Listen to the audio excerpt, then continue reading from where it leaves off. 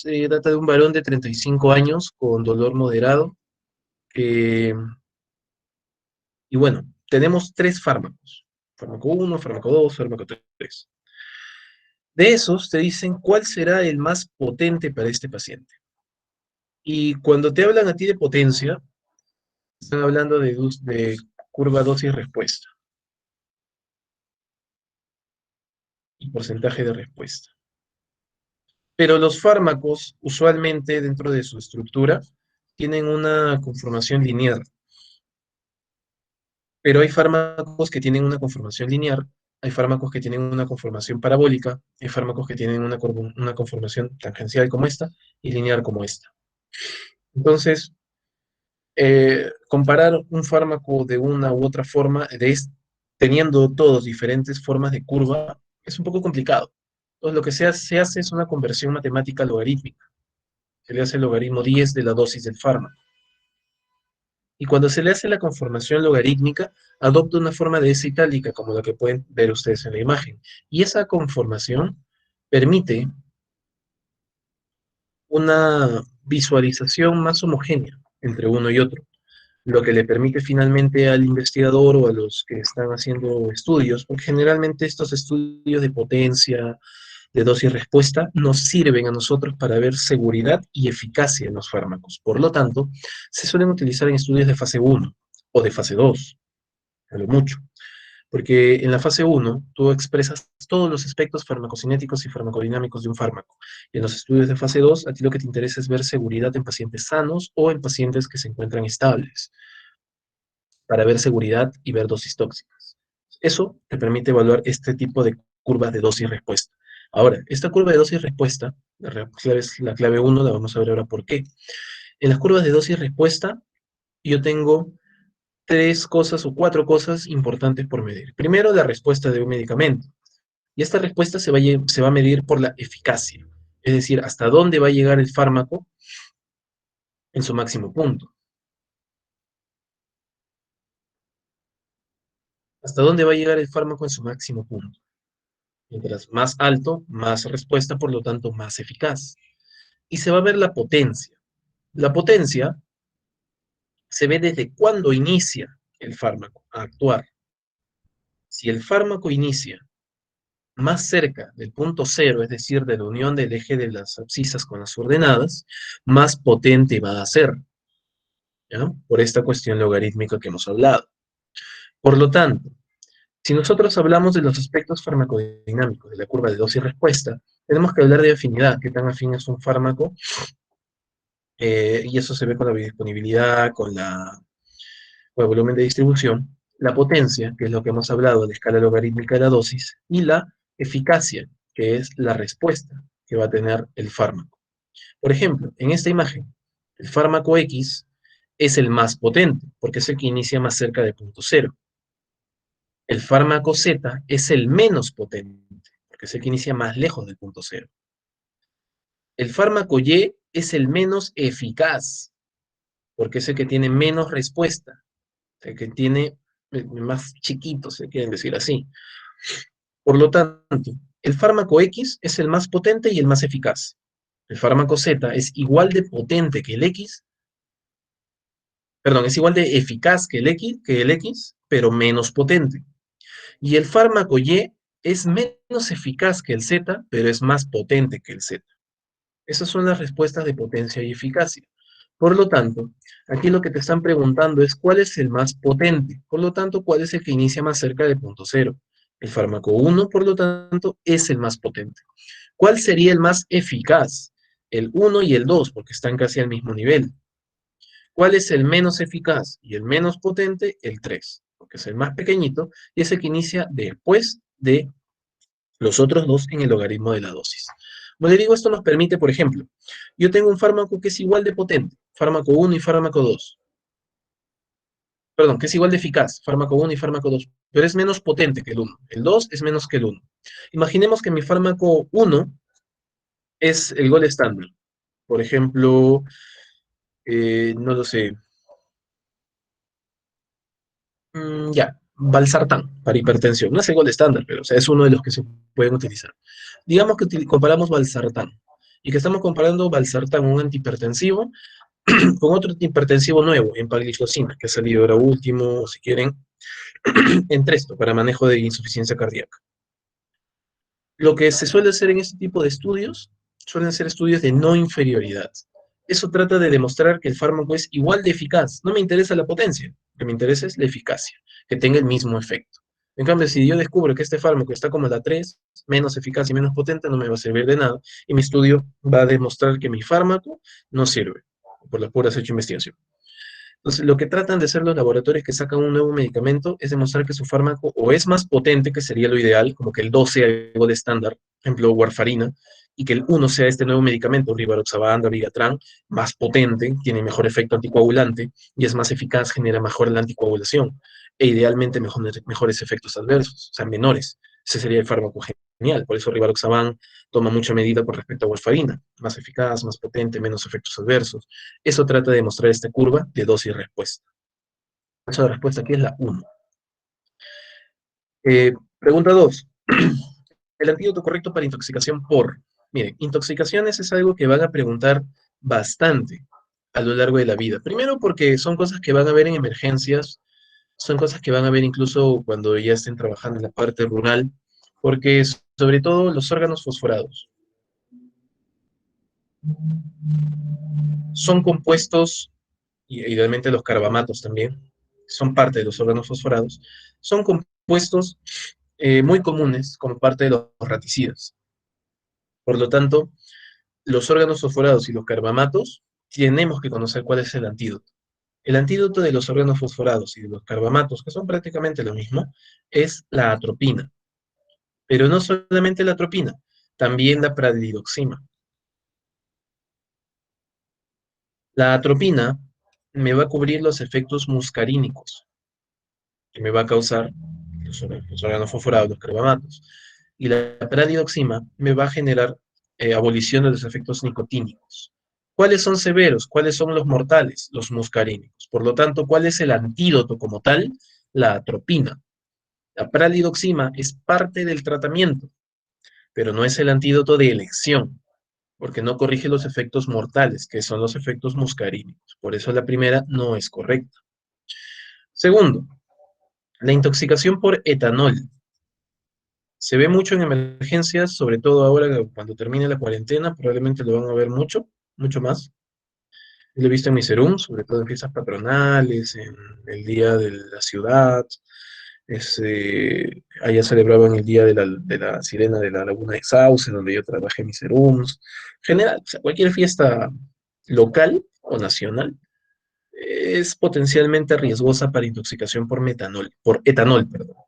El etanol es parte del alcohol, cualquier alcohol. Entonces, un paciente que ha venido tomándose 6 cajas de cerveza, dependiendo de dónde sea, si es de Lima, aguanta una, si es de Puna, aguanta 10, va a depender de cuál.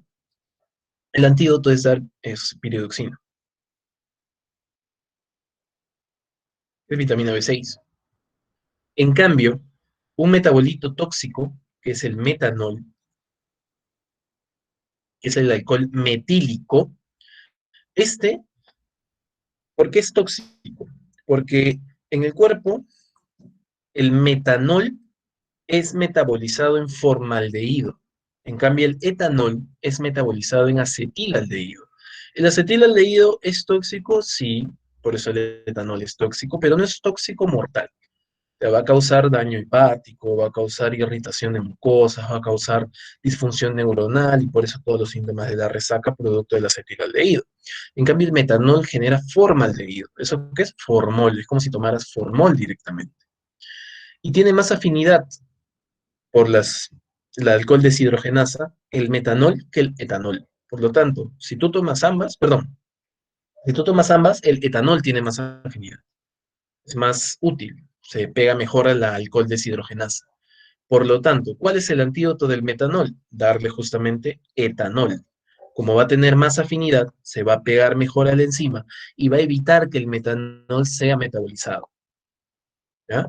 El antídoto para el metanol es el etanol y para el etanol propio la piridoxina.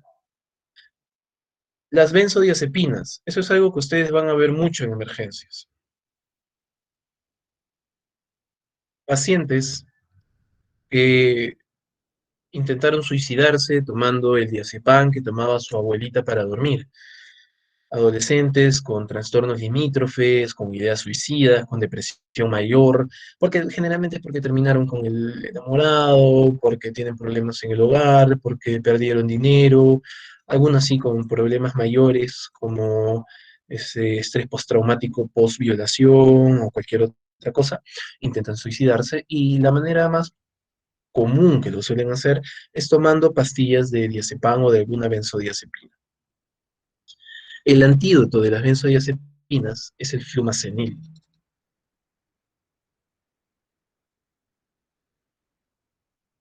Ahora, ¿por qué es importante que lo conozcamos? Porque también en hospitalización nosotros usamos diazepam o benzodiazepinas para sedar a nuestros pacientes.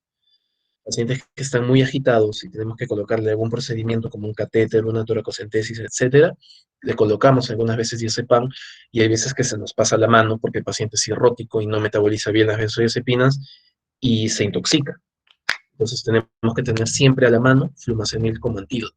La naloxona es antídoto de los opiáceos, de la morfina, ¿no? De esas, por lo tanto, las tres son incorrectas. ¿Cuál es el antídoto correcto? Paracetamol, acetilcisteína. Es muy usado y es muy común, pero ¿se tienen que aprender todos? Sí. Es decir, no es para asustarlos, pero bueno, acá tienen bastantes antídotos con sus tóxicos propios.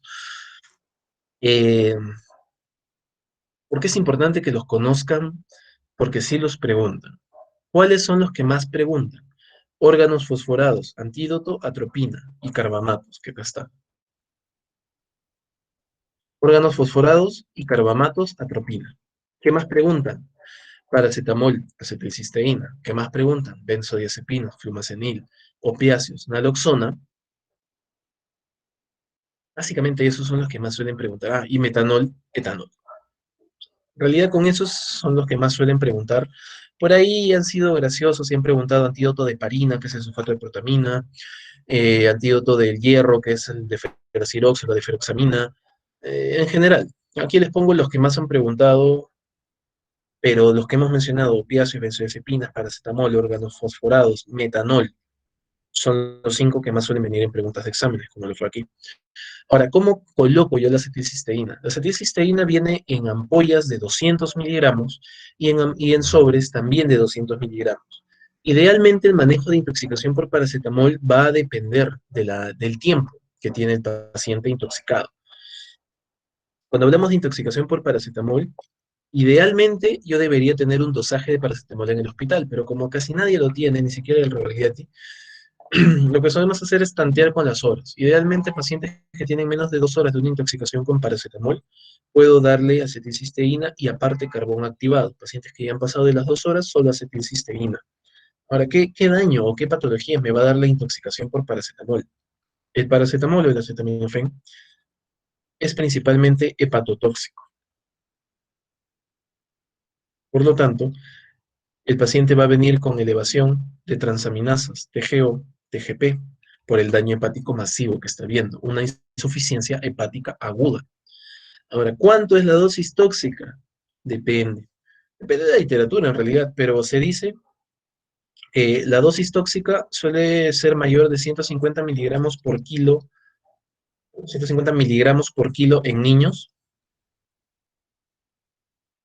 y más de 7,5 gramos en adultos. Algunos dicen 10, pero como le digo, la literatura varía.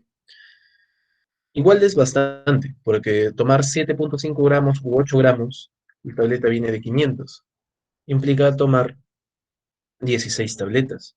La ampolla viene de 1 gramo, significa colocarse 8 ampollas, es bastante la dosis. Idealmente más de 20 es ya una dosis tóxica, definitiva. O sea, esto ya me va a generar insuficiencia hepática aguda. Y las concentraciones en suero, para decir que un paciente está intoxicado, como le dije, idealmente deberíamos dosar paracetamol, es por encima de 150 miligramos por decilitro en sangre. ¿Ya?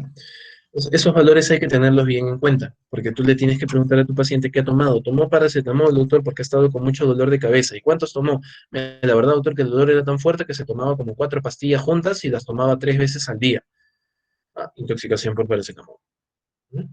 El tratamiento, como les dije, primero hidratación, como cualquier intoxicación. Segundo, si lo amerita, carbón activado. Y tercero, acetilcisteína. ¿Y la acetilcisteína cómo se coloca? Ahí lo ven.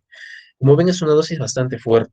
140 miligramos por kilo es la dosis de arranque, la dosis de bolo, seguido de dosis de 70 miligramos por kilo cada 4 horas hasta completar 17 dosis o completar 1330 por 17, que vendrían a ser en total de 1330 miligramos por kilo. Si tu paciente pesa 60 kilos, ya sabes que van a ser como 60.000 miligramos. La ampolla viene de 200 miligramos, van a ser como 30, 40, 50, 60 ampollas sin ningún problema, solo para un paciente. Entonces tienes que tener un poco de cuidado. Vía oral, en sobres viene lo mismo, 200, en endovenoso viene lo mismo. En endovenoso, pues es prácticamente la misma dosis, en vez de 140, 150, envuelvo en 15 minutos, y luego ya en vez de 70, 50 miligramos cada 4 horas. Y luego aumento a 100 miligramos por kilo en 1 litro en 16 horas. Se lo tengo que aprender si quieren, no hay problema. Eh, pero como dice ahí, retrasar la administración de la N-acetilcisteína después de la intoxicación aumenta el riesgo de mortalidad. Y esta fue también otra pregunta que le hicieron en un examen de residentado hace algunos años.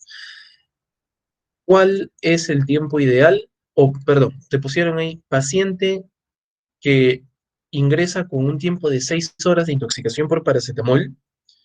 ¿Cuál es el antídoto ideal a este tiempo, a este punto de corte? Y no importa el punto de corte, siempre va a ser la acetilcisteína, porque te ponían otras claves como carbón activado, aspirar, ya no requiere antídoto porque ya ha pasado mucho tiempo, acetilcisteína obviamente estaba entre las claves, y la clave era acetilcisteína.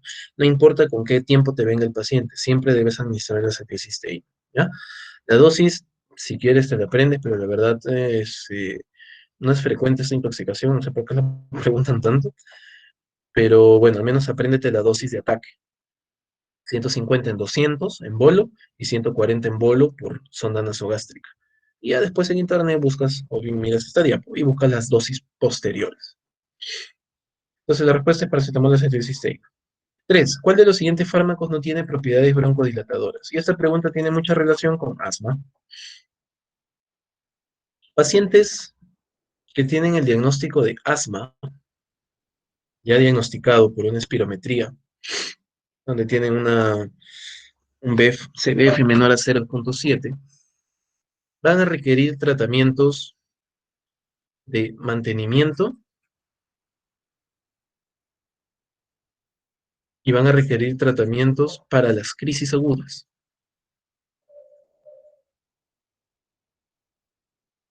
El tratamiento de mantenimiento se trata de evitar la crisis y de evitar la inflamación. A la cabeza tenemos los corticoides inhalados, fluticasona, betametasona, beclometasona, etc. Pero podemos tener otros, como pueden ser los beta 2 agonistas de acción prolongada. Podemos tener también los antileucotrienos. Podemos tener los inhibidores de los mastocitos, entre otros.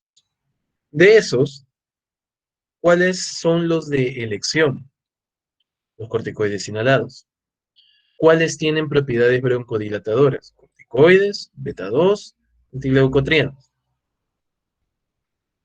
Los inhibidores de mastocitos no tienen acción broncodilatadora porque lo que hacen es evitar la inflamación inhibiendo la acción de los mastocitos como tal. Se evita la crisis alérgica, evitan la crisis eh, de reacción de hipersensibilidad, pero no va a generar una broncodilatación. Y para las crisis agudas, tengo los beta 2 agonistas de acción corta a la cabeza, tengo los inhibidores muscarínicos, y tengo las antinas, que ya no se utilizan porque generan demasiada taquicardia. ¿Cuáles son los de elección? Estos, los de acción corta. ¿Cuáles tienen propiedades broncodilatadoras? Ambos, porque lo que me interesa en una crisis aguda es broncodilatar. ¿Quién más puede utilizar en una crisis aguda? Corticoides endovenosos para crisis más severas, que también van a tener propiedades broncodilatadoras y antiinflamatorias. Entonces, lo que te preguntan aquí es cuáles de esos generan broncodilatación. El salbutamol es un beta-2 agonista de acción corta, que se va a utilizar en las crisis agudas. Por lo tanto, sí tiene actividad broncodilatadora. El bromuro de ipatropio es un inhibidor antimuscarínico, que también tiene propiedad broncodilatadora. La terbutalina es otro beta-2 agonista, generalmente se da por vía oral, ya no se utiliza, pero también tenía propiedad broncodilatadora. En cambio, el ácido cromoglicólico tiene propiedades, o no tiene propiedades broncodilatadoras, sino antialérgicas, porque inhibe y bloquea la acción de los mastocitos. Respuesta, la B. Aquí tenemos una gráfica de cómo actúan los fármacos generando broncodilatación. Como pueden ver, aquí tenemos los agonistas B, tenemos las antinas, que es la teofilina, tenemos los antagonistas muscarínicos, pero no tenemos por ningún lado el cromoglicato. ¿Qué hacen los estabilizadores de mastocitos, como el cromoglin o el nedocromilo sódico, el cromoglicato en otras palabras? Modifica la función de los conductos de cloro, inhibiendo la acción celular, bloqueando la broncoconstricción por ejercicio, pero no genera una broncodilatación. Evita la acción de los mastocitos. Por lo tanto, se suele utilizar profilácticamente como función de junto a algún broncodilatador o algún antiinflamatorio como un corticoide inhalado, pero no se utiliza solo en el manejo de asma. Es más, ya casi no lo usamos, lo solemos usar a veces en niños o en algunos deportistas que respondan bien a este cromoglicato sódico, pero suele causar mucha sequedad bucal, puede causar tos, incluso edema laringio, que dificultaría un poco el ejercicio, entonces como que ya están entrando un poco en desuso, más aún porque no tiene propiedad broncodilatadora. Por lo tanto, no nos sirve para crisis, no tiene actividad antiinflamatoria, por lo tanto, no nos sirve como manejo de enfermedad crónica. Entonces, por eso es que está quedando en desuso un poco el cromoglicato. Y esta es la última guía de Ginas, si es que este año no salió ninguna, porque esto fue el año pasado. Ya debería haber salido. Yo creo que no hay mayores cambios. Donde el cambio más importante que se hizo es que todo paciente, no importa el grado en que esté, si esté en el paso 1, paso 2, paso 3 o paso 4, siempre debe iniciarse un tratamiento con un inhalador corticoideo, un corticoide inhalado, corticosteroide inhalado, siempre. Antes, lo que se decía era en el paso 1, aquellos pacientes que son intermitentes, que hacen muy pocas crisis, que no hacen crisis nocturnas, que la actividad no repercute en su vida diaria, no necesitan nada más allá de cambios de estilo de vida y un salbutamol a demanda. Ahora no, ahora todo asmático tiene que tener siempre su corticoide inhalado, porque lo que se ha visto en estudios prospectivos muy grandes, de tiempo, de años, es que si yo no corto de arranque esa enfermedad, estos pacientes que son intermitentes van a o pueden evolucionar hacia un grado más severo y requerir en algún momento corticoides inhalados. Y obviamente hacer la enfermedad más difícil de manejar, con más crisis, con alteración de calidad de vida, entre otras cosas. Solo para que lo tengan en cuenta. Entonces la clave es cromoglicato sódico. 4. La liberación masiva de antígenos a partir del treponema pocas horas después del tratamiento con penicilina se denomina reacción D. Es una pregunta más de micro, pero bueno, vamos a tratar de sacarle lo que podamos de farmacología. Primero, el treponema. El treponema causa sífilis. Treponema pallidum causa sífilis. Vamos acá. El treponema pallidum, parte de las espiroquetas, causa sífilis. Y la sífilis puede ser la sífilis primaria, que te da el famoso síndrome de úlcera genital, junto con el Haemophilus ducreyi, que causa el chancroide.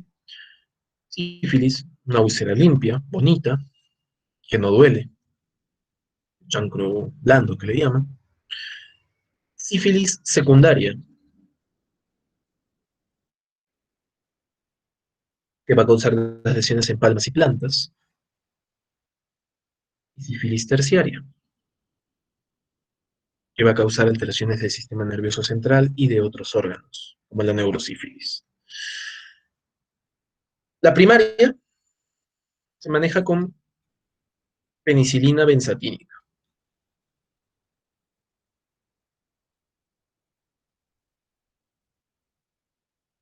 Un beta-lactámico de los más comunes y de los más sencillos y de los más baratos. El treponema sigue siendo sensible a penicilina benzatínica. Penicilina benzatínica de 2.4 hasta 4.2 millones, por eso se vuelven millonarios, intramuscular monodosis. Suficiente para que tu paciente con sífilis primaria pueda volver a sus andadas. Obviamente tratar también a la persona de quien se contagió. Sífilis secundaria. Como esta ya es durante más tiempo de acción de enfermedad, o aquella sífilis que es recurrente, ¿no? Aquel paciente que es caserito de algún lugar y que obviamente no se trata y regresa, se trata y regresa. En estos casos se da igual penicilina benzatínica, la misma dosis de 2.4 a 4.2 millones, pero se da por 3 semanas. O sea, se da una ampolla intramuscular una vez por semana por 3 semanas.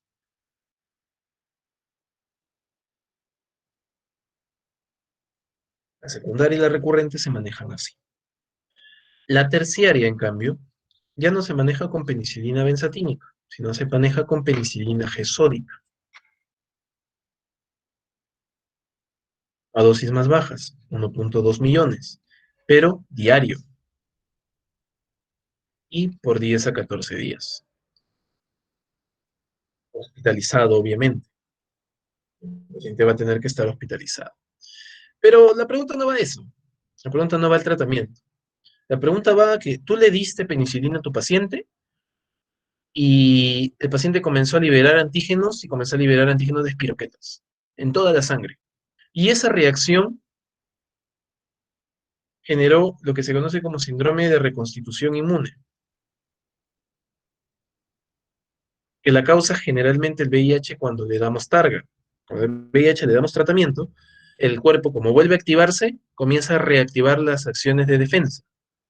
En este caso es una reacción parecida, solo que aquí las defensas no están alteradas, simplemente que como hay tanta liberación de espiroquetas del cuerpo, porque las estamos matando, el cuerpo comienza a actuar sobre estas espiroquetas y generalmente esto se caracteriza porque comienza a haber una fiebre, comienza a aparecer un rash cutáneo y puede haber reacciones de dolores artrálgicos. Esta reacción de liberación masiva para el treponema se conoce como reacción de Harich-Hartheimer. Existen otras reacciones que son más complicadas de prender. La reacción de Weinberg o de Hall-Weinberg es para hidatidosis. No es una reacción, sino es un test de diagnóstico. La reacción de Takata, o Takata-Hara también se llama, y la reacción de Nunn-Appel, también sirven como reactivos para diagnóstico de enfermedades que afectan el líquido cefalorraquídeo. Son métodos de diagnóstico. En cambio, esta reacción es una reacción secundaria a un antibiótico, producto del tratamiento, reacción de Harich-Hartheimer. Y aquí la tienen. Puede aparecer una pequeña febrícula, escalofríos, mialgias, cefaleas, rash, aumento de temperatura, taquicardia, vasodilatación con hipotensión ligera. Se suele ver en la mitad de los pacientes con sífilis primaria, 90% de pacientes con sífilis secundaria y 25% con sífilis latente precoz o tardía. ¿De acuerdo? Y suele durar 12 a 24 horas, no dura más. ¿Ok? Entonces hay que tener cuidado con eso. Hay que explicarle al paciente que esto puede pasar, porque miren, 1 de cada 2 pacientes con sífilis que ustedes manejen, porque la sífilis es frecuente en atención primaria, pueden tener esta reacción. Entonces la respuesta, reacción de Harich-Hartheimer. 5. Los siguientes fármacos son activos contra pseudomonas, excepto, y todos los que te ponen ahí son beta-lactámicos. Todos los fármacos que te acaban de poner aquí son beta-lactámicos. Los beta-lactámicos se dividen en penicilinas, se dividen en cefalosporinas,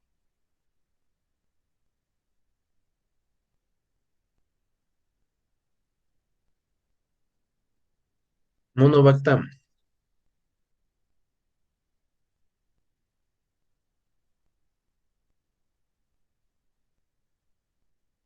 carbapenems.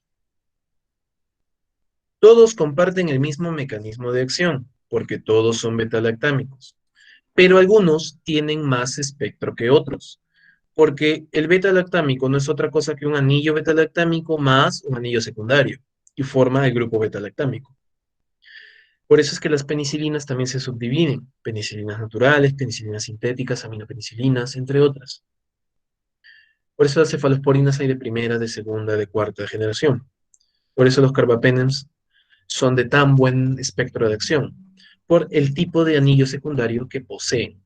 Y esto le permite actuar o penetrar la pared celular de mejor o menor forma. ¿Sobre dónde actúan los beta-lactámicos? Sobre pared celular. No se olvide. Esa no es la pregunta.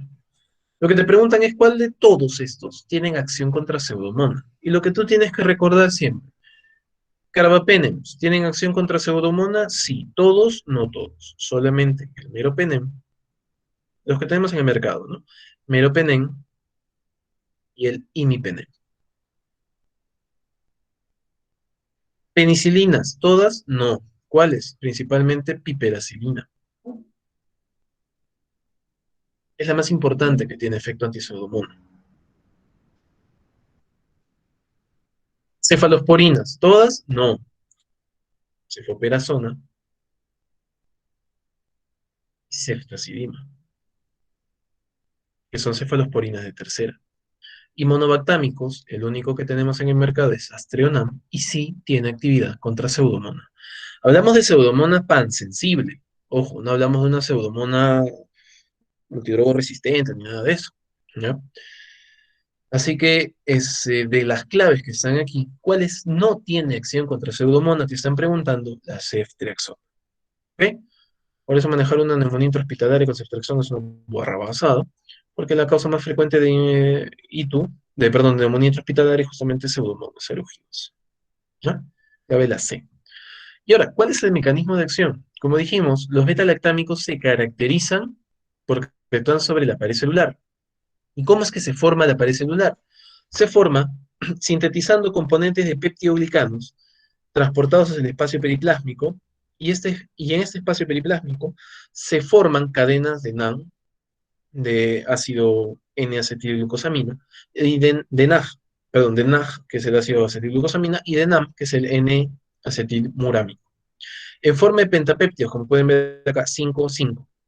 El PPP, proteína de unión a las penicilinas, así se llama, Penicillin Binding Protein, actúa rompiendo el pentapéptido, le saca uno, y forma un tetrapéptido. Pero este tetrapéptido es mucho más estable, es mucho más fuerte, y le permite, en cuestión como si fuera una llave cerradura, unirse al el tetrapéptido de una cadena con el tetrapéptido de otra cadena y formar finalmente un peptidoglicano. Este peptidoglicano es lo que forma la pared celular de los gram negativos y los gram positivos, principalmente gram positivos. Por eso la gran mayoría de penicilinas iniciales tenían efecto contra gram positivos. Pero las más modernas, las más estables, las que tienen mayor espectro, también ya me están cubriendo gram negativos. ¿Qué es lo que hacen las penicilinas o los beta-lactámicos en general? Inhiben la formación de pared celular, compitiendo y evitando que esta PBP forme los tetrapéptidos. Como se queda como pentapéptido, como una cadena de 5, se desarma como gelatina, no se puede unir, no se forma el péptido glicano y no se forma la pared celular. La mayor diferencia, la mayor duda creo que vino con la cefoperazona. Bueno, si saben que la ceftriaxona no lo cubre, excelente, porque eso significa que van a ser buenos médicos. Los antibióticos tenemos de primera, segunda, tercera, cuarta y hay algunos hasta quinta generación de cefalosporinas. Las primeras, la más conocida, cefalexina. Nos cubre muy bien, nos cubre casi lo mismo que una amoxicilina. Estreptococo, E. coli, proteus, por eso nos va muy bien las cefalexinas para ITU, para faringitis, nos va muy bien en realidad. Cefuroxima también nos cubre lo mismo, pero nos va también para algunos atípicos, hemófilos, moraxela, de neumonía atípica. Cubren lo mismo que amoxicilina, entonces. Las de tercera generación cubren lo mismo que amoxiclavulánico, gonorrea, meningitis, neumococo, sea, va muy bien para neumonías, va muy bien para itus, claro. El problema es que la gente lo comenzó a malgastar. Me daba itus, deme mi ampolla ceftriaxona, porque como te ponen dos ampollas juntas por 3 días, ya está, no me olvido. Y lo peor, lo piden intramuscular, y está bien fea intramuscular, de verdad. Eh, y malgastaban un medicamento bueno, cuando tranquilamente si querían tratar una itus simple, podrían usar una cefalexina, un cefadroxilo, y lo lograban cubrir, pero ya no pueden, porque si hay resistencia a ceftriaxona, con más razón a cefalexina. Pero de estas, ¿cuáles ya agregaban cobertura contra pseudomonas? Ceftazidima y cefoperazona, y las de cuarta, obviamente también, cefepime, cefpirome. Entonces aquí le vamos a agregar el cefepime, porque también lo tenemos en el hospital. Todas las que cubren pseudomonas, ¿ya? De los carbapenems, el que no cubre pseudomonas, por eso va en otro color, es el ertapenem, que es pregunta de examen muchas veces, o pregunta de rondas clínicas. ¿Quién no cubre pseudomonas de los carbapenems? Porque uno piensa en carbapenems y piensa en todo, pero lo que no cubre es el ertapenem, ¿de acuerdo? Muy bien, entonces la clave anterior era ceftriaxona. Pregunta 6. Se prescribe un medicamento que contiene una sustancia hidrofílica e irritante.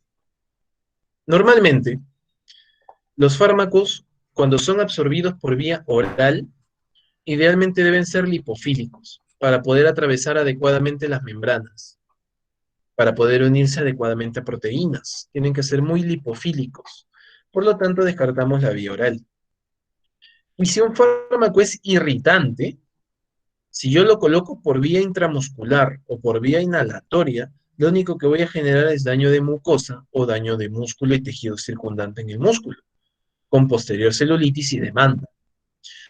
Por lo tanto, si una sustancia es muy hidrofílica y no se puede absorber bien por vía oral, y a la vez es irritante e idealmente se debería colocar por vía endovenosa, ¿cuál es la vía, perdón, por irritante y debería colocarse por alguna vía parenteral? ¿Cuál es la de elección? Que ya lo dijimos, endovenoso.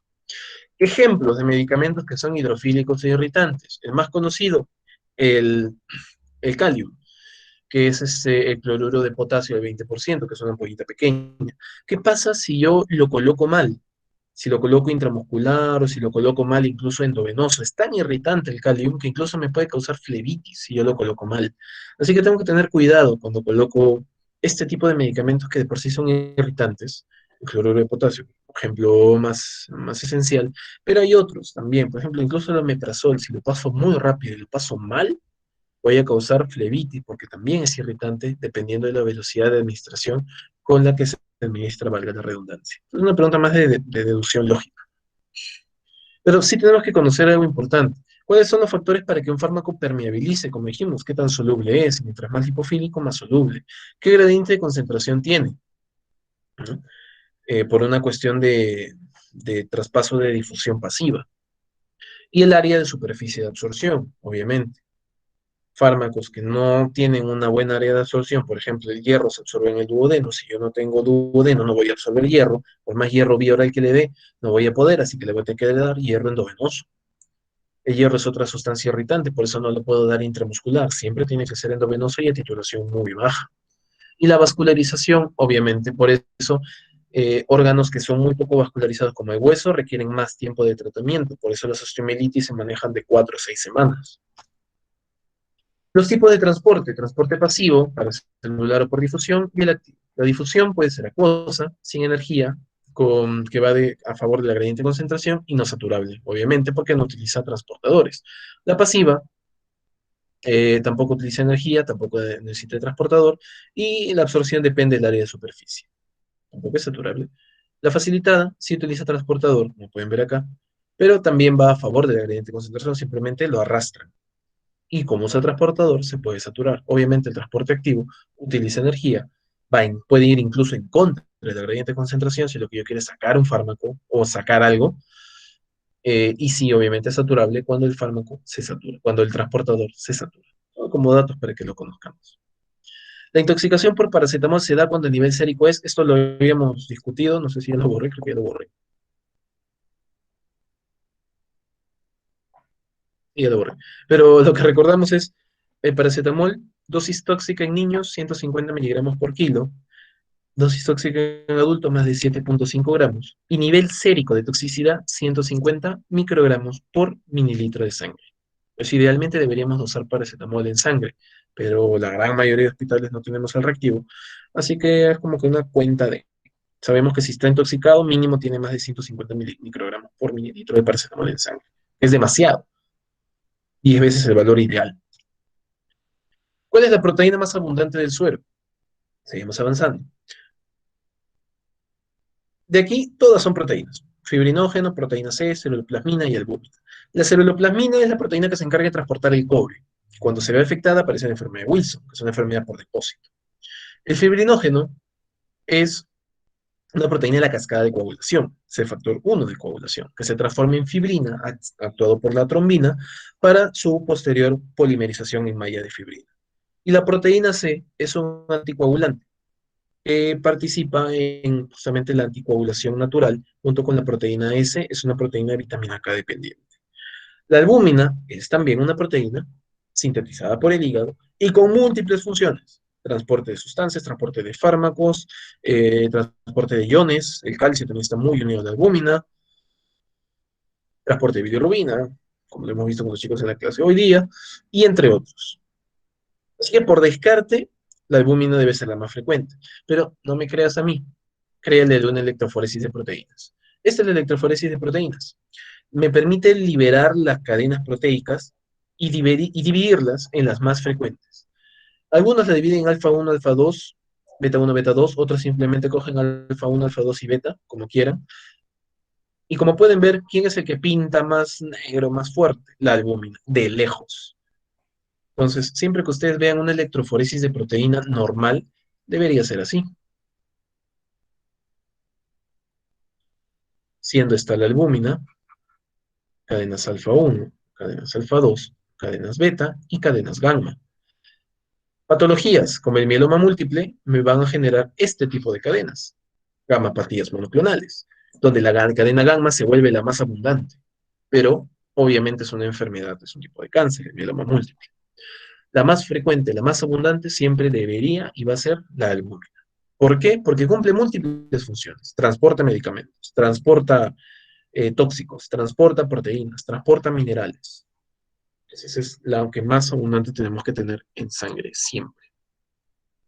Como si ustedes son un poco acuciosos en los exámenes de laboratorio, la gran mayoría de proteínas te las dan en miligramos o microgramos. En cambio, la albúmina es tan abundante que te la dan en gramos, gramos por litro o gramos por decilitro. Convertido es mucho, mucho, muy abundante con respecto a otras proteínas. ¿Cuál de los fármacos produce hiponatremia con más frecuencia? Y de todos los fármacos que te dan ahí, te hablan de los diuréticos. Todos los que están ahí son diuréticos. Cuando a ti te hablan de diuréticos, los diuréticos pueden actuar a diferentes niveles.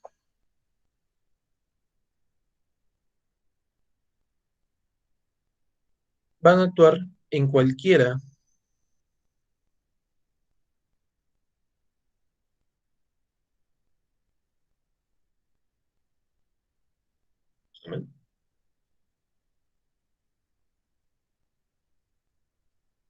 van a actuar a cualquiera de los niveles de los túbulos renales.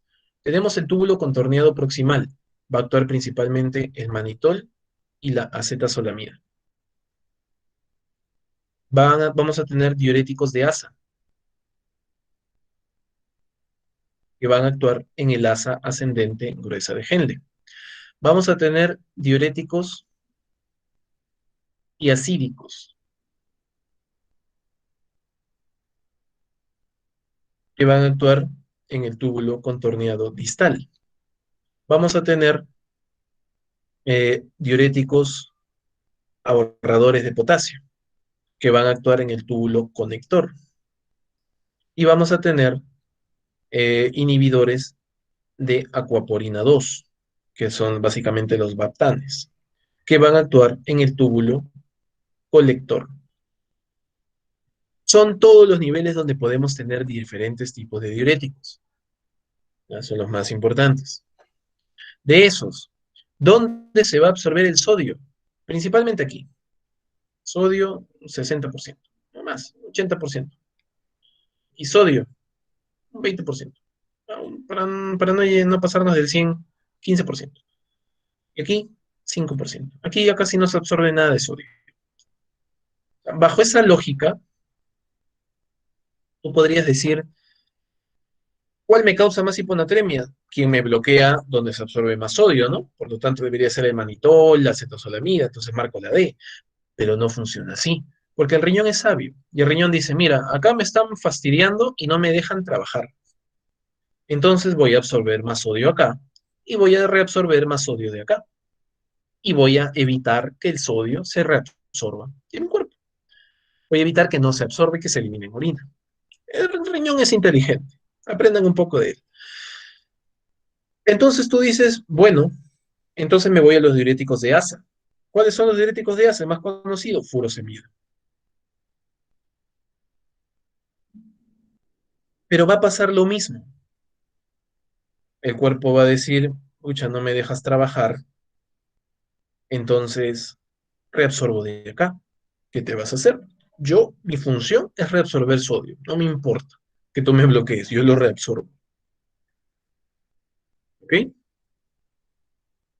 Entonces, yo digo, bueno, te voy a fastidiar más.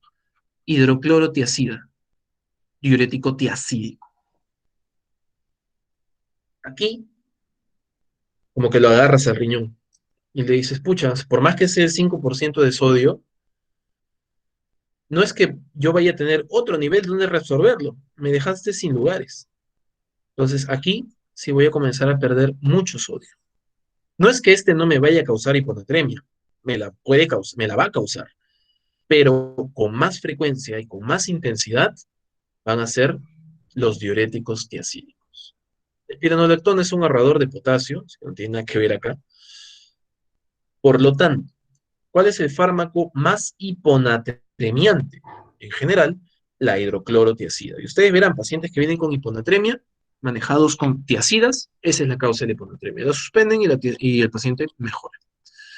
Ahora, ¿qué ocurre a nivel del túbulo contorneo distal? Se reabsorbe el sodio, eso ya lo sabemos, mediado por un intercambio con calcio y con potasio para poder salir. Este sodio también ingresa junto con cloro, el cual es expulsado por el flujo. Si yo estimulo más esta bomba, pues obviamente se va a reabsorber más sodio, como puede ocurrir con la furosemida. Se estimula más esta bomba porque está llegándome más sodio, está teniendo más estímulo. Pero ¿qué pasa si yo la bloqueo? Si yo bloqueo esta bomba, lo único que me va a quedar el cuerpo es voy a comenzar a reabsorber el calcio, voy a reabsorber el calcio, voy a eliminar el sodio, pero al final no tengo sodio de acá, de este transportador, entonces lo único que hago es reciclar este sodio. Y a la larga voy generando hiponatremia. ¿Ok? Por lo tanto, los tiacídicos, algunas cuestiones farmacocinéticas rápidas, se absorben en el tracto gastrointestinal, incrementan la excreción de cloruro y sodio. Por lo tanto, su efecto más importante es hiponatremia. ¿Ya? De la furosemida, el efecto más importante es hipocalemia. Es muy hipocalemiante, baja mucho el potasio. En cambio, el sodio baja mucho los niveles las tiacidas bajan mucho los niveles de sodio en sangre. Fármaco antituberculoso que tiene mejor actividad intracelular. Cuando hablamos de fármacos antituberculosos, todos se acuerdan de la rifampicina, isoniazida, piracinamida, ceftriaxona y estambutol, que son los cinco fármacos antituberculosos de elección. Pero siempre hemos tenido mnemotecnias para aprender dosis. Y disculparán mis grandes dotes de dibujo, mi padre de pintor, yo no. Pero aquí tenemos una mano que ha sido aplastada, al parecer, pero que nos va a permitir entender la mnemotecnia de las dosis de los medicamentos. Y la mnemotecnia es, comenzando del dedo chiquito, bueno, la que yo utilizo, ESRI. Algunos usan IRCEP, otros usan IREP, hay varios. A mí me interesa esta porque me permite aprenderlo porque es una palabra que al menos puede existir, PESRI. Isoniazida, siendo el pulgar, rifampicina, streptomicina, etambutol y piracinamida. ¿Por qué es importante que lo aprendan en ese orden? El dedo 1 es la isoniazida, porque comenzamos así. ¿Cuál es la dosis de la isoniazida? 5 miligramos por kilo, porque es el dedo 1. Este, como es el dedo 2, es el doble. Rifampicina, 10 miligramos por kilo. Streptomicina no lo usamos, pero si quieren es 15, ¿no? Igual, es parte de la mnemotecnia. El etambutol, el cuarto dedito, 4 por 5, etambutol, 20 miligramos por kilo. Y la piracinamida, 25 miligramos por kilo. El diagnóstico de tuberculosis pansensible se hace con una prueba de Becker en esputo, obviamente, y el tratamiento es de 6 meses. 2 meses de rifampicina, isoniazida, etambutol, piracinamida, y 4 meses de rifampicina, isoniazida propias. Efectos adversos más frecuentes: rifampicina, hepatotóxico y tiñe la orina y las mucosas de naranja. Streptomicina es ototóxico. Isoniazida causa neuropatía periférica. Etambutol causa neuropatía óptica, los colores rojo y verde. Piracinamida es el más hepatotóxico de todos. ¿Y por qué es el más hepatotóxico? Porque tiene la mejor actividad intracelular de todos los medicamentos antituberculosos. Y aquí está la dosis, si no me creían. Piracinamida, dosis, esto sacado de la norma técnica del MINSA. Piracinamida, 25, isoniazida, 5, rifampicina, 10, que es el segundo dedito, y etambutol, 20 miligramos por kilo. La dosis máxima idealmente es la dosis kilo por 60, ¿ya? Pero esto varía, por ejemplo, en la piracinamida o en el etambutol. Pero bueno, es para que lo conozcan. Ahora, típicamente se manejan así: la isoniazida es la H, la rifampicina es la R, la piracinamida es la Z, la etambutol es la E, ¿ya? Por eso hablan acá HRZ por 2 meses y H3R3 por 4 meses.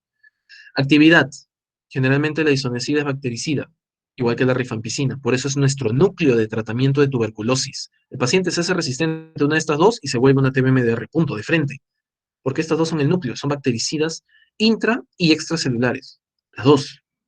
La rifampicina inhibe la lenta replicación, por eso nos sirve mucho en el calcio.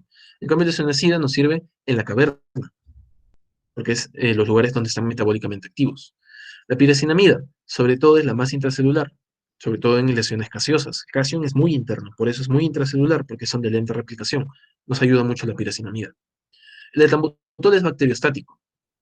¿Para qué lo utilizamos como parte de terapia cuádruple? Para retrasar la aparición de resistencia al resto de fármacos. Y la streptomicina ya no lo utilizamos actualmente, como pueden ver acá.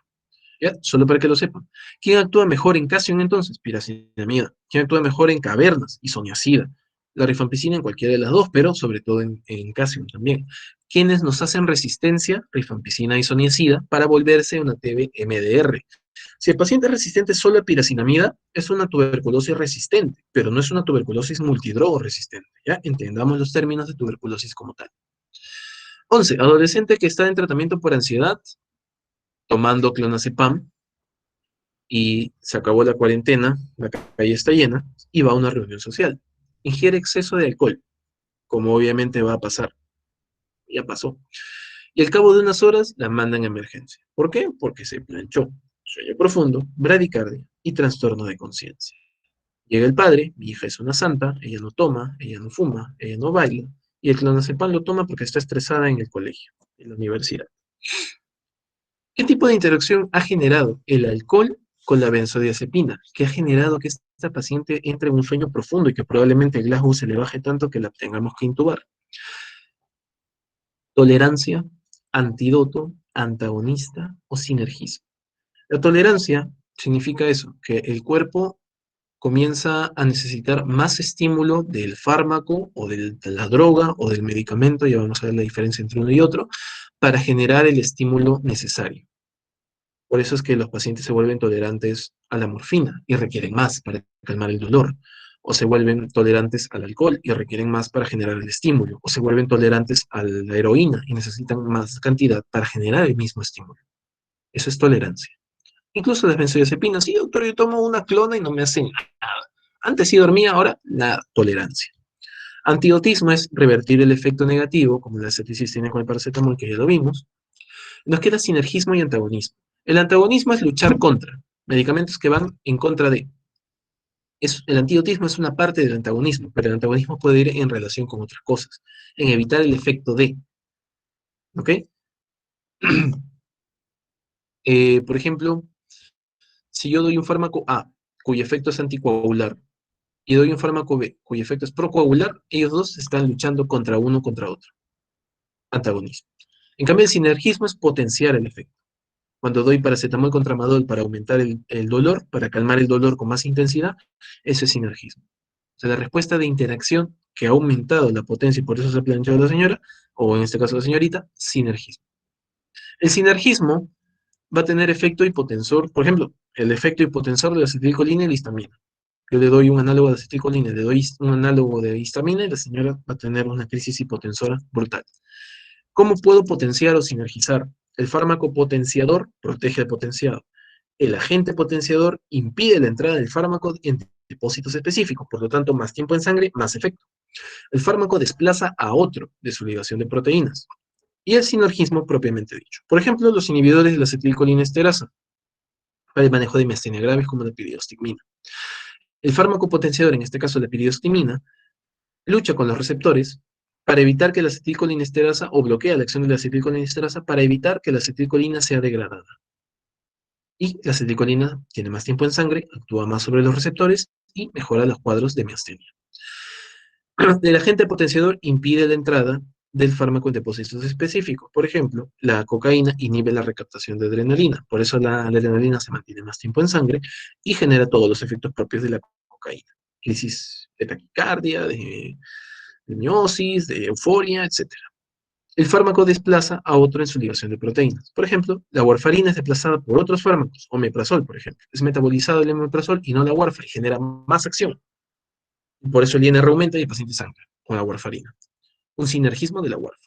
El sinergismo propiamente dicho, que es la mezcla de medicamentos como el piperacilina tazobactam, trimethoprim sulfamethoxazol, amoxicilina clavulánico, etc. Esa mezcla de medicamentos que han hecho.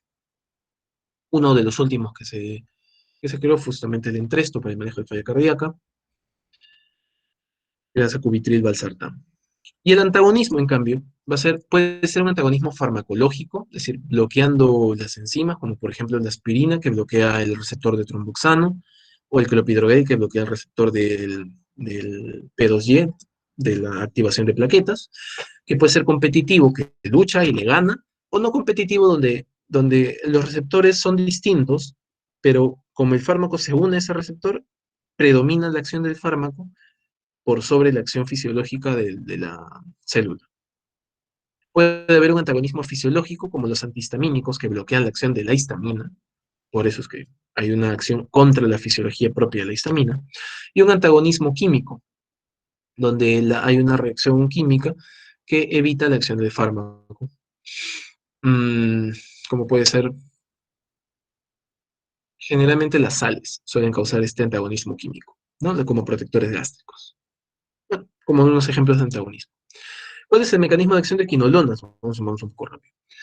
Las quinolonas fueron de los fármacos que se diseñaron allá por los 60, cuando los investigadores trabajaban manejando nuevos antimaláricos y la cloroquina la convirtieron en una cloroquilona. Una cloroquilona con un carbono 4 distinto a los antiguos antimaláricos. Y descubrieron que tenía más bien acción antibiótica. Luego, este anillo de 4-quinolona, le agregaron un átomo de flúor en el carbono 7 y se volvieron fluoroquinolonas, que son actualmente las que manejamos en el mercado. Estas quinolonas se caracterizan porque actúan a nivel de la síntesis, evitando la síntesis del DNA, actuando a dos niveles, la topoisomerasa 2 y la topoisomerasa 4. Tú dices, entonces no hay clave. La topoisomerasa 2 es la DNA girasa. La DNA girasa sobre los gram negativos y la topoisomerasa 4 sobre los gram positivos. Generalmente, las quinolonas cubren cocos gram positivos y bacilos gram negativos. ¿Ya? La respuesta acá es la B. Un poco de historia de las quinolonas, como dijimos. El ácido nalidíxico fue lo primero que se creó. Y luego comenzaron a modificarse, a modificar el carbono 4 de las quinolonas y agregarle en el carbono 6, perdón, en el 7, en el 6, el átomo de flúor y generar mayor efecto, actualmente llamadas las fluoroquinolonas. Recordar que las quinolonas son medicamentos tiempo dependientes, por eso yo los quiero mantener lo más que pueda por encima del área sobre la curva. No me interesa llegar rápido a un pico máximo, y no me interesa que este pico máximo sea muy alto, lo que me interesa es que se mantenga lo más que pueda por encima del área sobre la curva. Por eso lo debo dar varias veces. Por eso el ácido analítico se da cada 6. Los nuevos fármacos, las fluoroquinolonas sobre todo, le permiten mayor estabilidad en sangre y mejor volumen de distribución, lo que le permite estar mayor tiempo del área sobre la curva a dosis más espaciadas. Por eso el cipro se da cada 12, por eso el levo se puede dar cada 24 horas. Ese es el mecanismo de acción, como pueden ver. La ADN gira a gram negativas y la topoisomerasa a 4 gram positivos. Se los dejo para que lo revisen después. Lo mismo, la farmacodinamia en la síntesis del DNA. Y los mecanismos de resistencia. ¿Quiénes o qué genes participan en la síntesis del DNA girasa? El gen gira A y el gir B. Modifican por plásmidos resistencia. La topoisomerasa 4, par C y par E, modifican por plásmidos resistencia. Y otros genes, genes de resistencia a quinolonas, bombas de flujo, etc. Los tipos de quinolonas que tenemos en el mercado, las más conocidas, el ácido analítico se sigue utilizando, nos cubre gérmenes muy sensibles, E. coli, Proteus, entre otros, para itus van muy bien. Cipro, de segunda generación, nos cubría muy bien gram positivos también, los podíamos usar para neumonías por pseudomonas simples, algunas infecciones de piel, pero actualmente la hemos malgastado tanto que hay resistencia. Entonces no nos sirve dar cipro en el mercado en el Perú, porque hay demasiada resistencia. Levo nos va muy bien para neumococo, para piógenes, para algunos atípicos, gram negativos también. Es un muy buen medicamento, pero que lo reservamos para el uso de TBMDR, por eso es que no lo damos actualmente. Y los de cuarta, la gatifloxacino o el moxifloxacino, no deberíamos utilizarlos porque lo vamos a malgastar. ¿Ya? Ustedes todavía no deberían saber ni en qué deberíamos utilizar. Además, nosotros casi nunca lo utilizamos.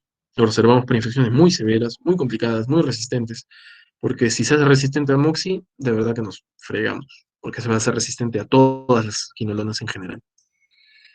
Paciente de varón de 36 años que sufre accidente de tránsito y presenta un hematocrito de 20% con shock hipovolémico. Ese es un paciente que se ha desangrado en la calle, nadie lo ayudó, y llega chocado. El shock se caracteriza porque la presión arterial media está por debajo de 65 milímetros de mercurio. Te preguntan qué fluido debe administrarse. Tú dirás, ¿está sangrando? ¿Le meto sangre? No, porque si tú le metes sangre vas a necesitar colocarle muchos paquetes que no los vas a conseguir rápido, porque la sangre tiene que enfriar, tiene que sacarlo de, tienes que, como está en congelador, tiene que calentarse, pasar a temperatura ambiente, tienes que sacarle el banco de sangre, demora mucho, se te muere el paciente. Lo mismo con el paquete globular. Te queda coloides y cristaloides. Mira, en realidad, cualquiera de los dos pueden administrarse, coloides y cristaloides. Coloides como la poligelina o coloides como el lactato de Ringer son en realidad los que más se recomiendan. ¿Qué es lo que te dicen las guías actuales? Sobre todo la guía del Survival Campaign, que es la que utilizamos a nivel internacional para el manejo de shock séptico. Se prefieren los cristaloides. ¿Por qué? Son más baratos, tienen casi el mismo efecto y son de amplia distribución mundial y las vas a encontrar en todos lados. Por eso es que se prefiere. Aquí está, la guía del 2012 que se ha ido modificando, pero lo que no se modifica es cuál se recomienda. ¿Y cuál dice acá? Cristaloides, para la opción inicial de fluidos. No porque no se pueda dar coloides, como dice acá. Albúmina es un coloide. Se puede utilizar en sepsis severa y shock séptico cuando requiere cantidades importantes de cristaloides. ¿No? ¿Por qué? Porque nos evitan que el paciente se encharque, haga edema de pulmón, si es renal que se edematice, entre otras cosas. Pero de arranque, lo que te dice la guía, con mejor grado de evidencia, es cristaloides. ¿Ya? Son más fáciles de administrar, son más rápidos de conseguir y son mucho más baratos para casi el mismo efecto que te va a generar un coloide. Prácticamente es el mismo efecto. Entonces, son más baratos, son más buenos, no, son casi igual de buenos, son más accesibles, cristaloides de elección. Por eso esa es la respuesta.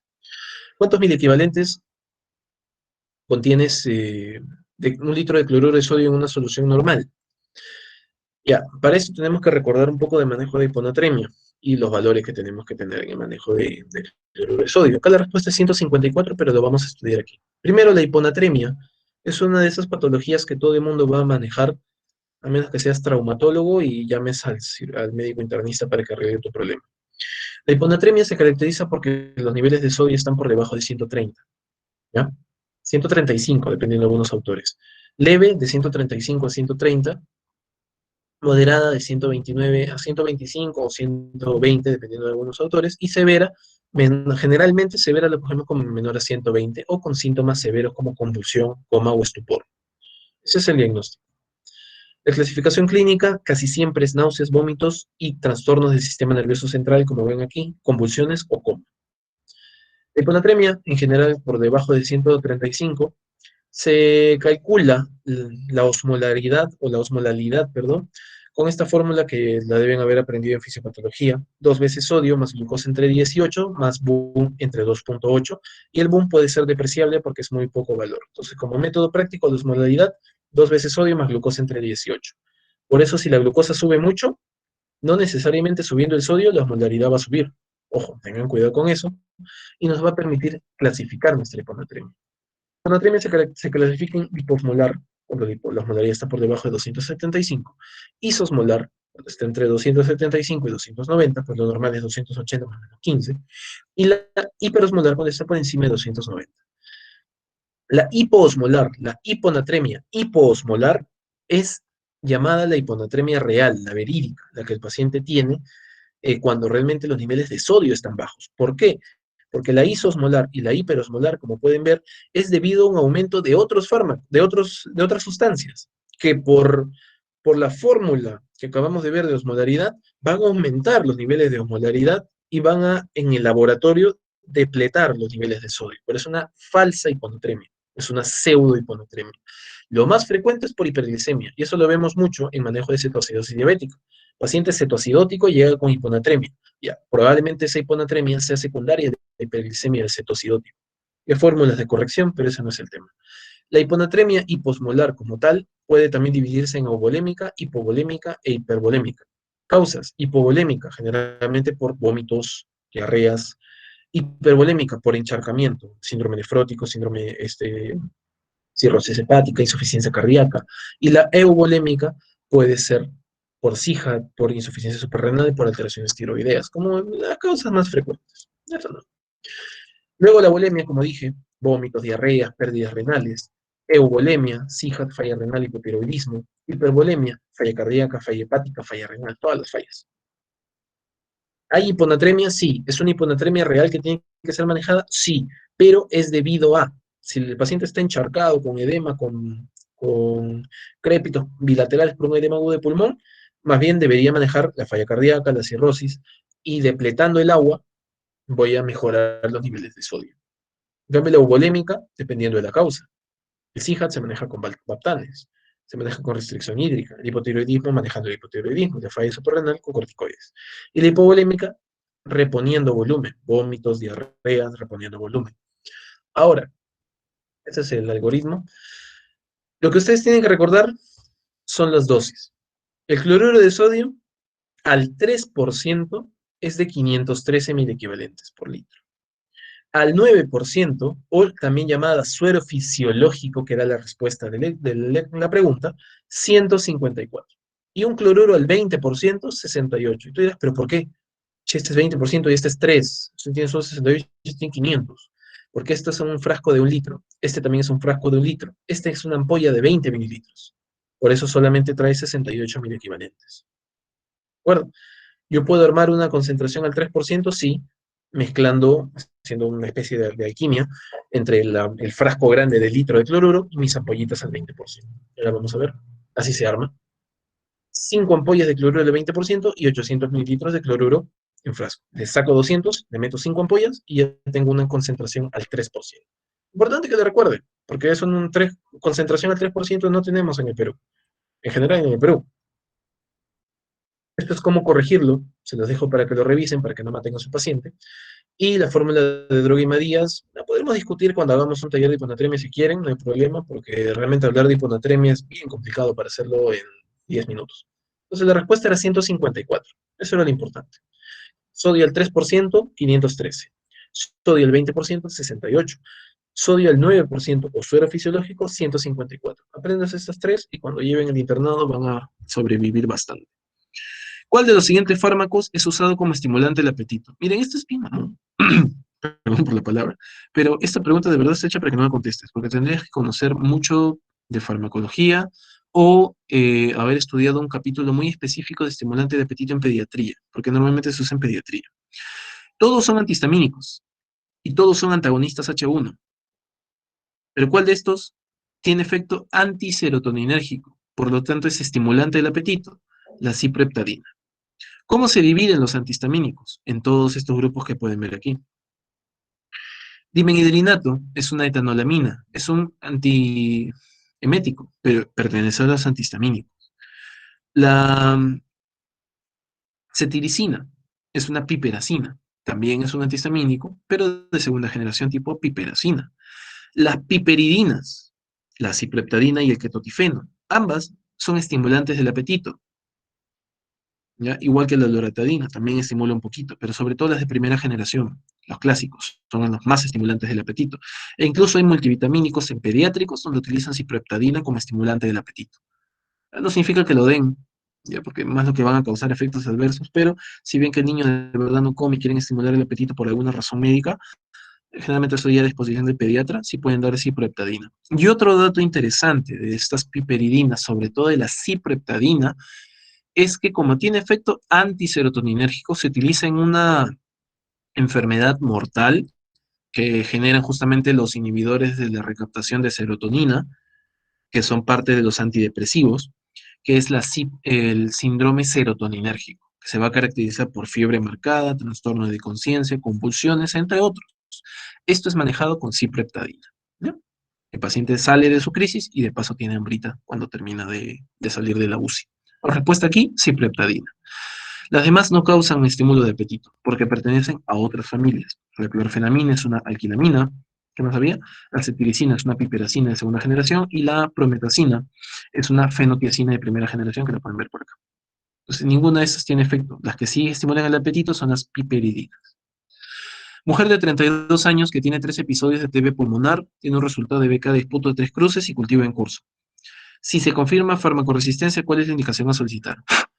Mire, esa pregunta es, en realidad creo que está un poco mal planteado, que trataron de confundirse un poco, porque cuando yo diagnostico tuberculosis o cuando busco tuberculosis, idealmente lo que siempre se hace en la muestra de esputo actualmente en los lugares decentes, Cayetano, en el Rebolletti, ¿no? Es coger un test de PCR, pero es un test de PCR que se llama el GenExpert. El GenExpert lo que me mide es resistencia a rifampicina y a veces a isoniazida, porque justamente como mencionamos antes, son los fármacos que van a generar resistencia. Entonces, o que me van a dar la clasificación de tuberculosis MDR. Entonces, si me sale resistente a esos, ya se llama tuberculosis resistente, hay fármaco resistencia. Pero, supongo que la pregunta va aislada, ya bueno, sale que hay resistencia porque el paciente tiene varios episodios de TB. ¿Cómo sé que es resistente a qué antituberculosos para armarle un esquema de MDR individualizado? Eso sí se hace con un cultivo y con en realidad no se llama antibiograma, que es la respuesta, sino es un panel de sensibilidad a fármacos antituberculosos. Ese es el nombre, porque cuando hablamos de antibiograma nos referimos a otros gérmenes.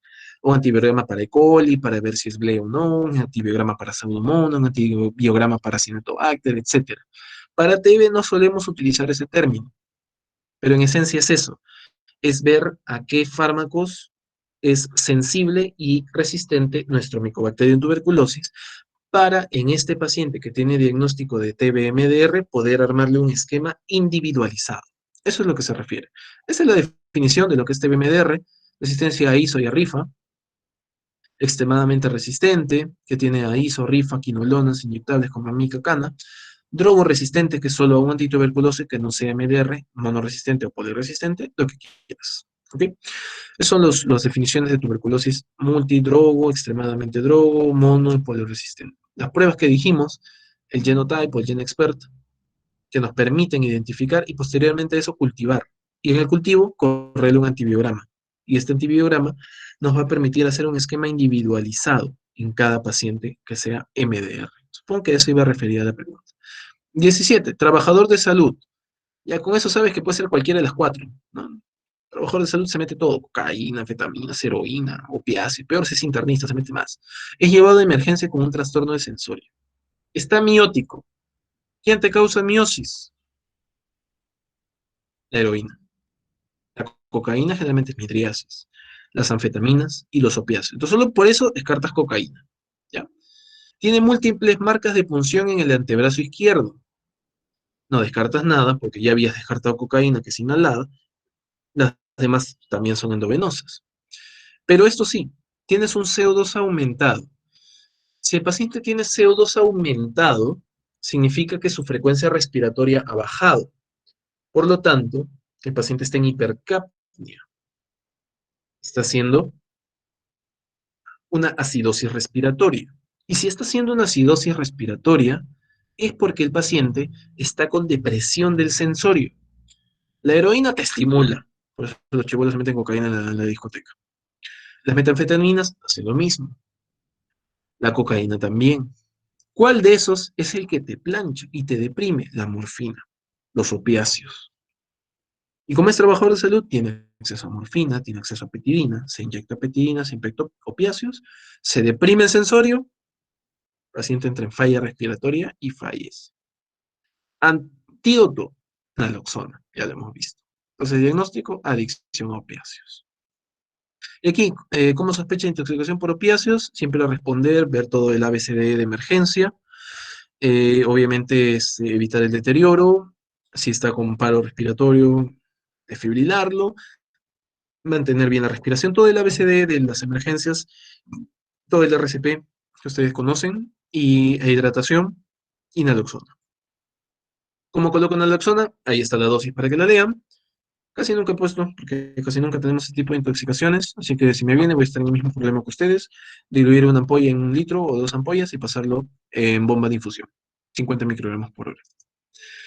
18. Paciente con quemadura de tercer grado que presenta fiebre persistente y compromiso del estado general y aíslo nuevamente pseudomonas aeruginosa. ¿Cuál es el antibiótico más apropiado? Ya lo dijimos. ¿Cuáles son los que cubren pseudomonas? Espero que no haya borrado eso, por favor. Acá está. ¿Cuáles cubren? Pipetazo, Astronam, Mero, IMI, cefoperazona, ceftazidima, cefepime. ¿Cuál está ahí? Ceftazidima. Listo, nada más. Fármaco que se emplea para reducir la uricemia. Cuando hablan de uricemia, hablamos de gota. Cuando hablamos de gota, hablamos de fármacos que me sirven para controlar la enfermedad, es decir, que bajan los niveles de urea o de urato monosódico en sangre, que los eliminan o que reaccionan contra la formación o evitan la formación de ácido úrico, o que los eliminan por orina.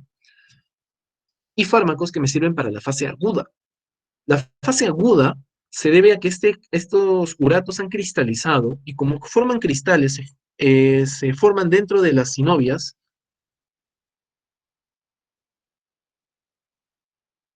Aquí, se forman aquí.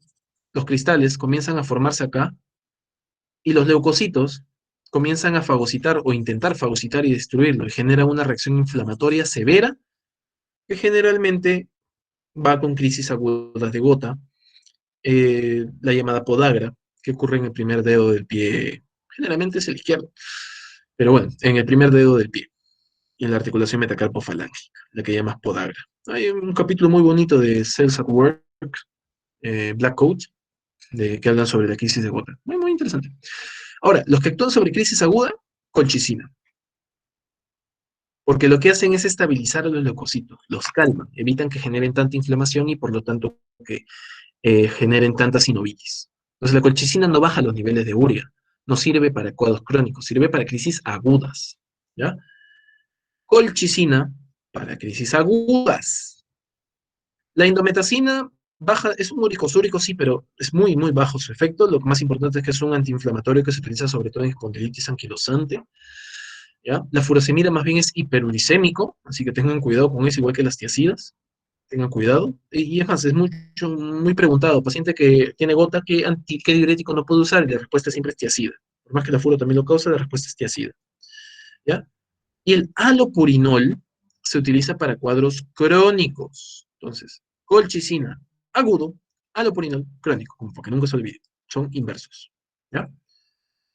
Respuesta aquí, alopurinol. Ahora, ¿cómo es que el alopurinol causa hipouricemia? ¿Cómo es que baja los niveles de ácido úrico? Como dije, hay fármacos que bloquean o bajan los niveles de ácido úrico, eliminando urea en orina. Probenecid, el más conocido, el que tenemos en el mercado.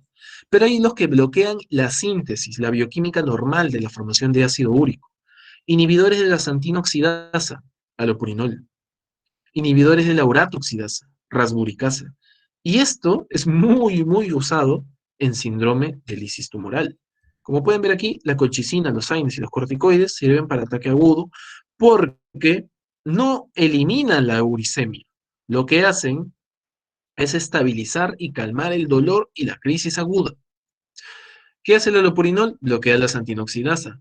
Por lo tanto, la adenina se convierte en hiposantina y la hiposantina no se convierte en santina y por lo tanto la santina no se convierte en ácido úrico. ¿Eso quién lo hace también? El febuxostat. Y si ya tengo ácido úrico, se forma la antoína. ¿Quién hace eso? La uricasa, por la uratoxidasa. ¿Quién bloquea la uratoxidasa? O perdón, ¿cuál es análogo, perdón, de la uratoxidasa? La rasburicasa. El ácido úrico se acumula en sangre y es eh, tóxico. Genera encefalopatía, genera trastorno de conciencia, genera daño cardíaco, etcétera. Cuando uno tiene lisis tumoral, comienza a liberar mucho ácido úrico de la sangre, de las células tumorales. Entonces, ¿qué es lo que hace la rasburicasa? Estimula la uratoxidasa y convierte el ácido úrico que es tóxico en la antoína que es no tóxico. Por eso la rasburicasa se usa mucho para manejo de lisis tumoral. Lastimosamente en nuestro país no lo tenemos, al menos no en Rebagliati, lo cual me da pena. ¿Qué es lo que hacemos aquí? Hidratar al paciente para que elimine el ácido úrico en orina y darle lopurinol para evitar que forme más ácido úrico, pero no elimine el ácido úrico que ya hemos formado. Entonces, cuidado con eso. ¿Cuál es el fármaco sobre los que actúan los receptores de angiotensina 1? Perdón, los que actúan sobre los receptores AT1 de angiotensina 2. Nosotros tenemos dos receptores, AT1 y AT2. Los que generan hipertensión son AT1. Te dicen entonces, ¿cuál de estos fármacos es antihipertensivo? Todos. Ja, pero ¿cuál actúa sobre los AT2? Sobre los, sí, en realidad serían los AT2. Sobre los AT1. De angiotensina 2, enalapril es un YECA, es un inhibidor de la enzima convertidora de angiotensina. Cuando yo hablo de la síntesis de angiotensina, yo voy de renina a angiotensina, angiotensinógeno.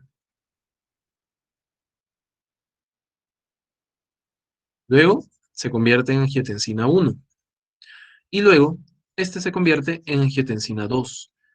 ¿Quién hace esta conversión? La enzima convertidora de angiotensina, que principalmente se encuentra en el pulmón. Parece una tiroides. En el pulmón. Mejor. Si yo bloqueo esta acción con un YECA, voy a bloquear la formación de angiotensina 2. La angiotensina 2 es hipertensora.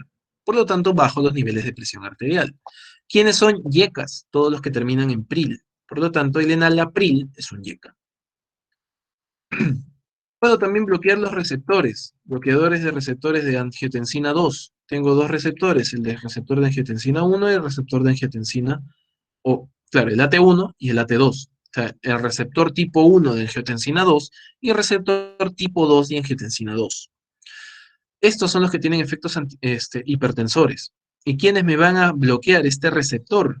Todos los que terminen en ARTAN.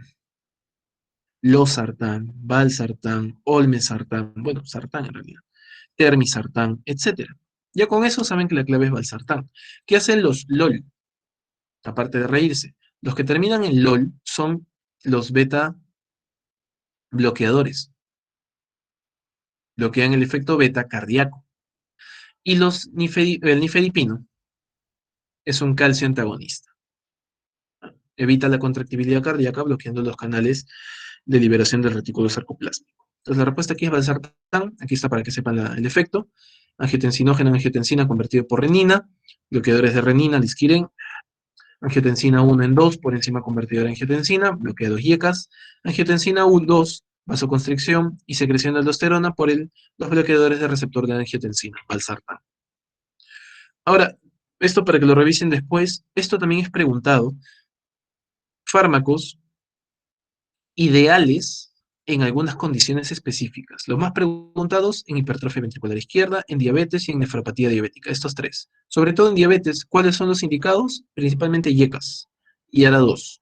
Y cuando ya sea en nefropatía diabética, o cuando ya es en nefropatía o tienen una nefropatía crónica, puedo dar IECAS para evitar la progresión, o cuando ya esta progresión ha avanzado mucho y está por debajo de 30 de depuración, puedo cambiar un calcio antagonista.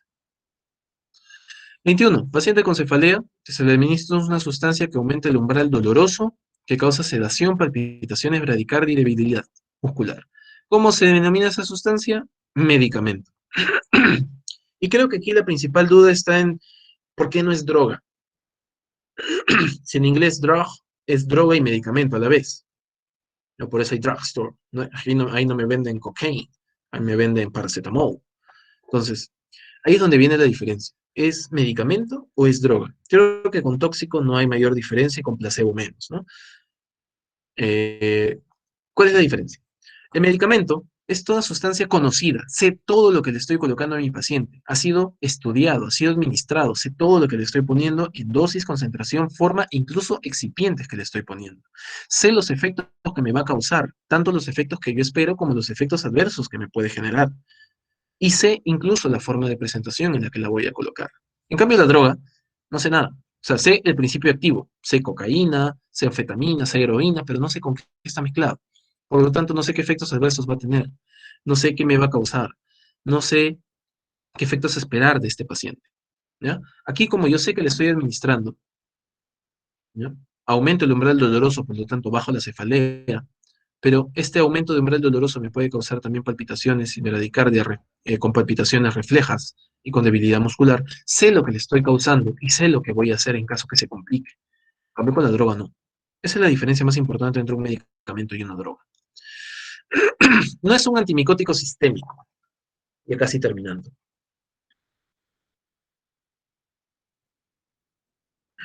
En realidad, esa es una pregunta más de como que de conocimiento, si sé en qué presentación vienen o no.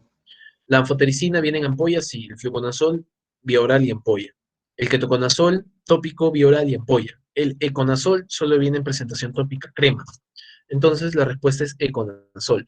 Pero hay alguna forma más o menos de encontrarle respuesta a esto. Los antimicóticos se dividen en diversos tipos. Uno de ellos son los azoles. Y los azoles se caracterizan por evitar la síntesis del ergosterol de la pared del hongo, evitando la acción de la conversión del anosterol a ergosterol, actuando sobre la enzima 14-alfa de metilasa. Los azoles se dividen en dos: imidazoles, que son más antiguos, y triazoles, que son más modernos y más potentes. En general, todos los triazoles suelen ser de vía endovenosa. Fluconazol, itraconazol, boriconazol, como los más conocidos. También tenemos el posaconazol, el isavuconazol, que son utilizados para micosis muy severas, aspergilosis infecciosas invasivas, marcadas en inmunosuprimidos. Por eso tienen presentaciones endovenosas, ¿ya? Todos estos azoles. En cambio, los imidazoles son más suaves. Suelen tener presentaciones ectópicas, para tiñas. Suelen tener presentaciones en óvulos, para vaginosis. Clotrimazol, miconazol, econazol. La única excepción es el ketoconazol, porque el ketoconazol sí es potente. Entonces, ese sí viene en endovenoso. ¿Cuál es la mnemotecnia para aprenderse cuáles son imidazoles y cuáles son triazoles? Imidazoles con MECB, clotrimazol, oxiconazol, miconazol, econazol, ketoconazol y butconazol. Y FitBip para triazoles. Fluco, itra, terco, bori, isa, tosa. Esa es la mnemotecnia. ¿Ya?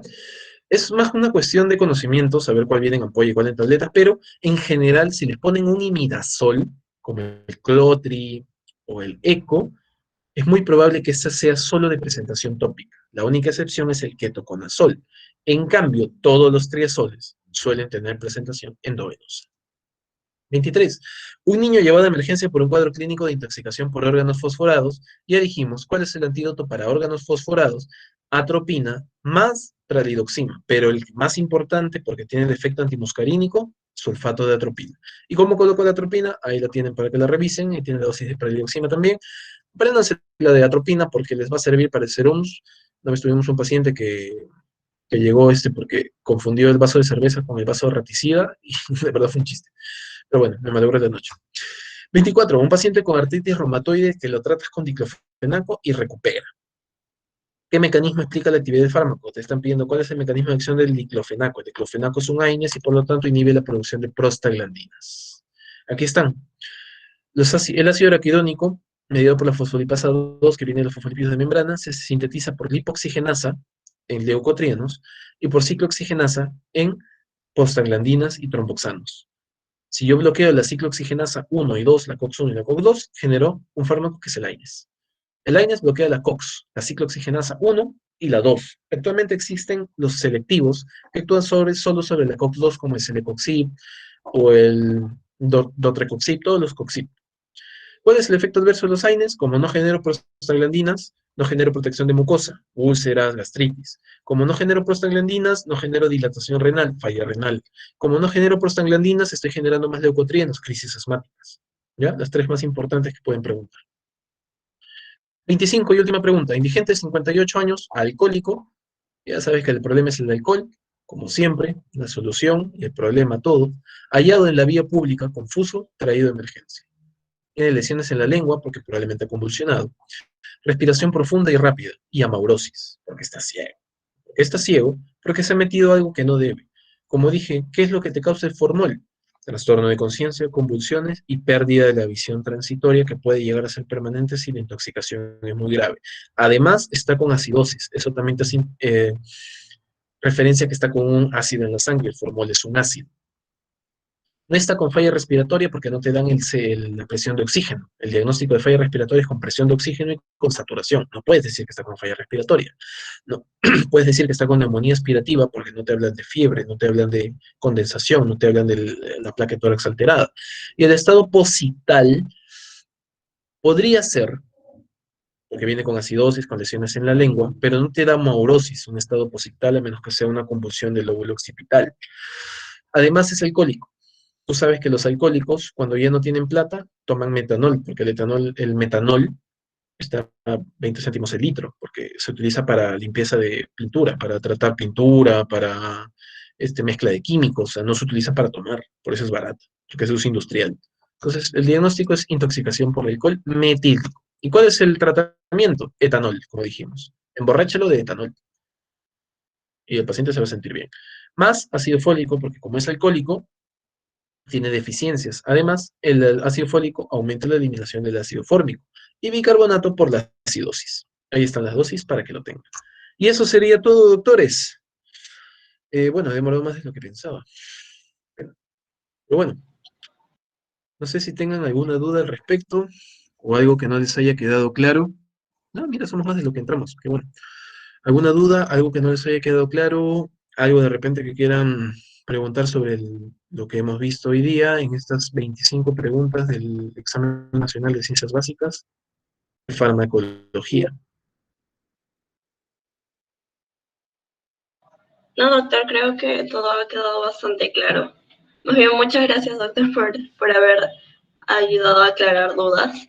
Realmente ha sido muy buena ponencia. No, ¿de qué? Como siempre es ustedes, Luceli creo que está levantando la mano. ¿Qué ha pasado, Luceli? Cuéntame.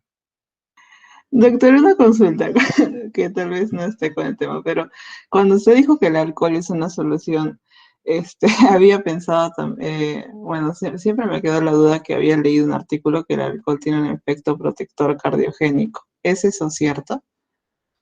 Eh, bueno, depende porque va a depender del tipo de alcohol que tú estás metabolizando y va a depender de con qué viene mezclado. Por ejemplo, el vodka es alcohol puro, eso no tiene mayor efecto protector. En cambio, el vino sí ha sido demostrado, por más que igual contiene etanol, que los niveles de vino y sobre todo las sustancias protectoras que tiene la uva generan protección cardiovascular. No es que el etanol como tal proteja el corazón, en general genera más bien remodelación cardíaca, pero algunos tragos, sobre todo el vino, sí ha demostrado un efecto cardioprotector. Con eso no les estoy incitando a tomar a todos. ¿Ok? La mnemotecnia de los 5 dedos, ya. Eh, Como dijimos, tenemos aquí los 5 dedos. La mnemotecnia es PSRI, comenzando del 5 hacia el 1. El primer dedo es isoniazida, porque es la I, 5 miligramos por kilo. El segundo es rifampicina. Como es el segundo dedo, 5 por 2, 10 miligramos kilo. El tercero es streptomicina, no lo usamos. El cuarto es etambutol, 20 miligramos por kilo, porque es el cuarto dedo por 5 miligramos. Y el quinto dedo, 25 miligramos por kilo, piracinamida. ¿Ya? Todos, o sea, el número que le toca por 5, 5 por 1, 5 por 2, 5 por 3, 5 por 4, 5 por 5, y la norma es PESRI, P-E-S-R-I. Con eso espero haber contestado ambas preguntas, también la tuya, Luceli. No sé si queda alguna duda más.